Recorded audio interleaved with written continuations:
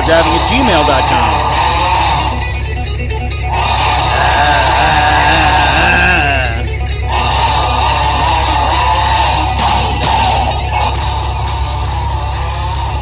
From the transgender to this. Oh, have you heard this story? I just received it from my lovely and voluptuous girlfriend via Facebook messaging. Interesting story out today on CNN.com. Doctors perform first U.S. penis transplant. All right, the headline alone is obviously attention grabbing, but a little subtext in the headline: first U.S. penis transplant. That kind of got my attention. That tells me other countries have been doing penis transplants for some time now. And I want to know, why wasn't I informed about this? Why have other countries like, I don't know, Uganda, Chile, Norway, God knows where, why are those guys getting penis transplants, but we had to wait over here in the U.S.? I thought Obamacare was going to fix all this shit. Jesus. I'm upset. I want my male reproductive rights. God damn it. I can get a new dick. Doctors at Massachusetts General Hospital performed the first U.S. penis transplant, they said Monday, calling it a landmark procedure. Thomas Manning, 64, is recovering well after the 15-hour procedure performed by a team of over 50 surgeons, doctors, and nurses this month. According to the hospital, Manning of Halifax, Massachusetts, this is a little tough to read, had his penis amputated after he was diagnosed with penile cancer in 2012. All right, it's 2016, okay? 2012, 2000. Quick check of the old math, which I'm not that great at. That tells me 4 years of not having a dick. Alrighty then. That's a rough 4 years. The procedure, also described by the doctors as a surgical milestone, is called genitourinary vascularized composite allograft. Say that a few times really fast. Genitourinary, I do know that word because I did take an EMR class. Genitourinary, I can't even say it without laughing. Genitourinary vascularized composite allograft, or GUVCA. GovCA. Old Thomas Manning, 64, got a GovCA. It involves surgically grafting the complex, microscopic vascular and neural structures of a donor organ onto the comparable structures of the recipient. Put another way, surgeons connected the intricate vascular and nerve structures of a donor penis with those of the 64-year-old transplant recipient. Okay, now this is where I started laughing. Dr. Dick & Co. I thought this might be The Onion. Really. I read that. I went, wait a minute. Wait. Dr. Dickin? Paging Dr. Dickin. We have a penis transplant in room 102. Dr. Dick & Co., director of the hospital's regional urology. Oh my God. Excuse me. Yes. Director of the hospital's regional urology program said the objectives of the surgery were primarily to reconstruct the genitalia so that it appeared natural. Well, got a few questions there, Dr. Dickin. Followed by urinary function and hopefully sexual function. However, Co added that while sexual function is a goal, reproduction is not, because of a concern surrounding the ethical issue of who the potential father may be. Now, I got to that part in the story and I went, what?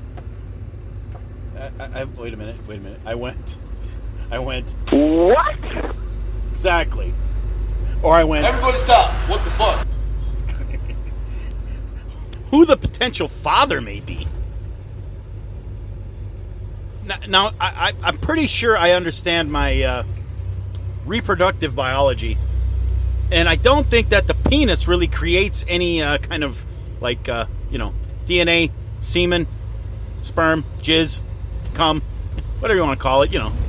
I don't believe that the vessel in which the testes and the prostate gland expel reproductive fluids has anything to do with it. But that you heard it. I read it verbatim. Who the potential father might be. Can somebody help me out with that?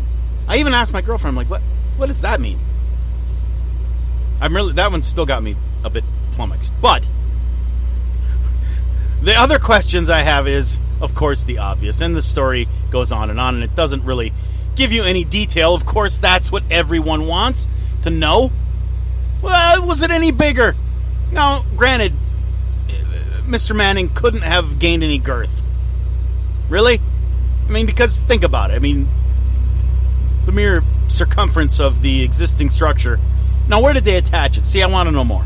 I'm very curious about this. Not only do I find it extremely hilarious, I find it also extremely hopeful for those of us men out there who fear penis cancer on an almost daily basis. Oh my God, what's that spot from?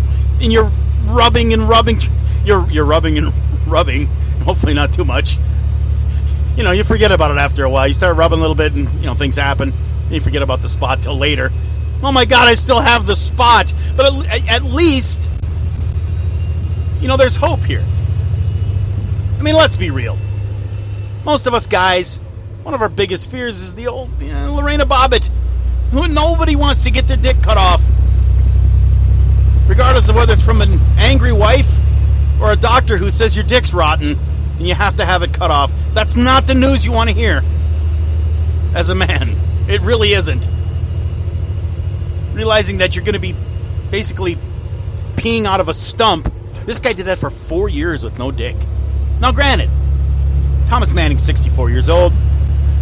I know that, modern medicine, you can be sexually active into your 80s. If everything still keeps working, especially with Viagra, Cialis.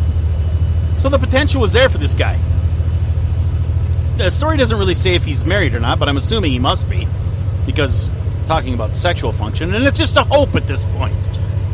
It's just, I guess, for me, at this point, if I was Tom Manning, just to have something to hang on to take a leak with, again, would be kind of nice. Not having to sit or squat, that had to be a veritable nightmare. Now, maybe Mr. Manning, I don't know, the story didn't say, maybe he was using a bag, maybe he had a catheter of some kind, I don't know, I would imagine that's how it worked.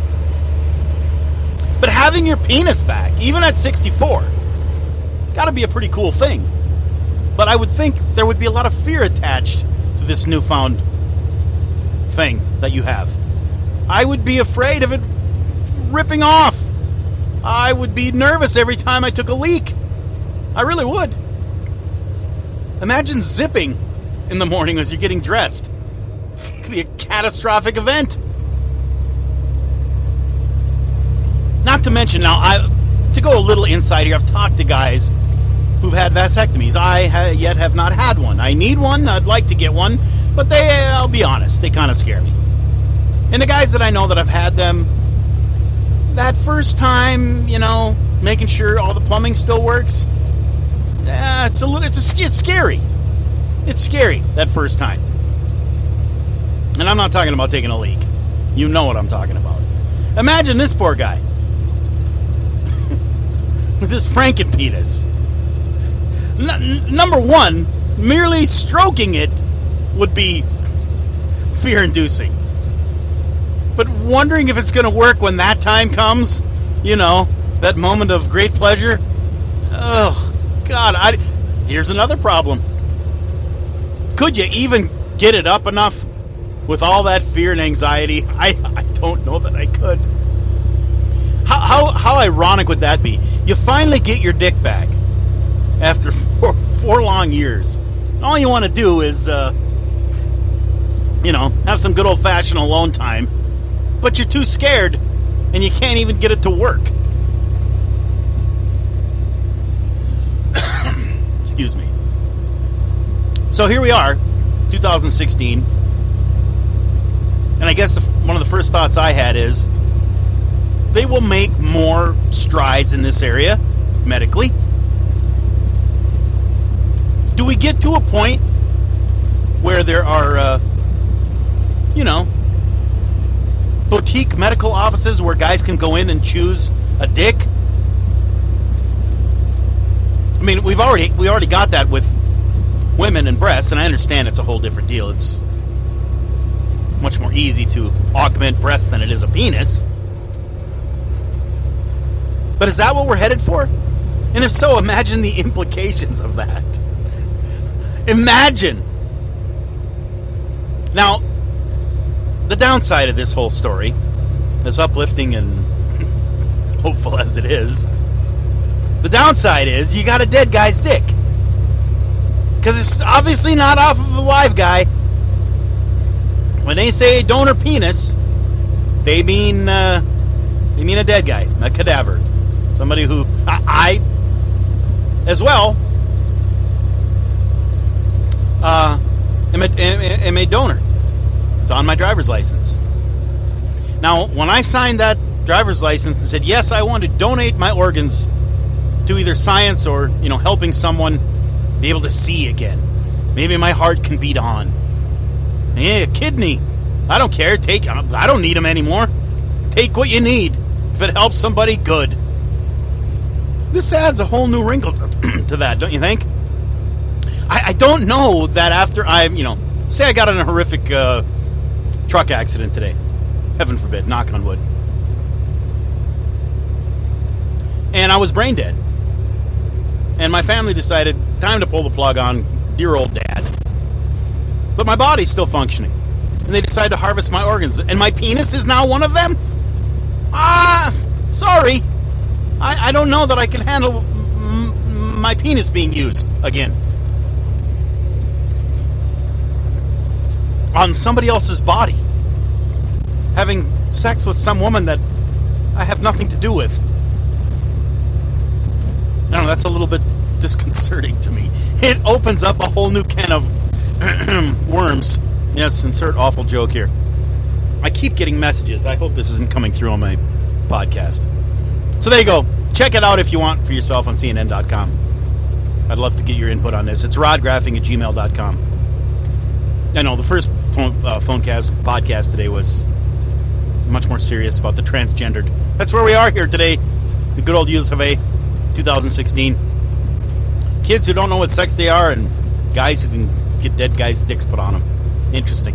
Great time to be alive, isn't it? All right. Thanks for listening.